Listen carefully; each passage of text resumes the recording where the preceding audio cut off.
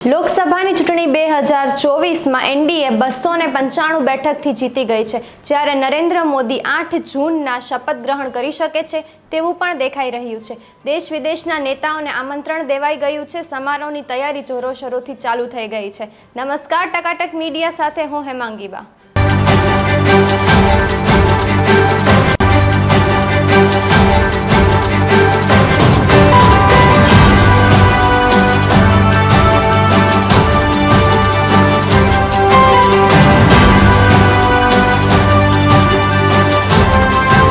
લોકસભાની ચૂંટણી 2024ના પરિણામમાં એનડીએને 295 બેઠકો મળી છે. એનડીએના નેતા તરીકે નરેન્દ્ર મોદીને વડાપ્રધાનનું પદ ફરી એકવાર મળ્યું છે, જ્યારે 8 જૂનના એ શપથ ગ્રહણ કરી શકે છે તેવી શક્યતાઓ દેખાઈ રહી છે. આ સમારોહની તૈયારી જોરોશોરોથી ચાલુ થઈ ગઈ છે, જ્યારે દેશ વિદેશના તમામ જ નેતાઓને પણ આમંત્રણ આપવામાં આવ્યું છે, જેમાં નેપાળ, ભૂટાન, શ્રીલંકા, બાંગ્લાદેશના નેતાઓને આમંત્રણ આપવામાં આવ્યું છે.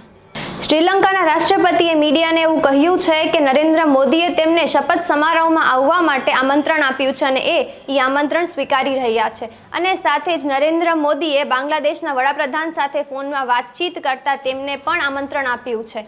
નેપાળના વડાપ્રધાનને પણ આમંત્રણ આજે મોકલી દેવામાં આવશે તેવી શક્યતાઓ દેખાઈ રહી છે. અને સાથે જ 2014માં જ્યારે દેશ વિદેશના નેતાઓએ હાજરી આપી હતી અને હવે 2019માં જ્યારે નેપાળ, બાંગ્લાદેશ, શ્રીલંકા અને ભૂટાનના નેતાઓએ હાજરી આપી હતી, ફરી 2024માં એ તમામ જ નેતાઓ શપથ ગ્રહણના સમારોહમાં હાજરી આપવાના છે.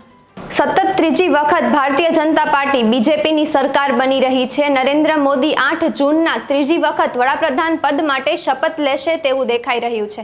દેશ વિદેશના નેતાઓ પણ આ શપથ ગ્રહણ સમારોહમાં હાજરી આપવાના છે, ત્યારે આ સમારોહ માટે જોરોશોરોથી તૈયારીઓ પણ શરૂ થઈ ગઈ છે.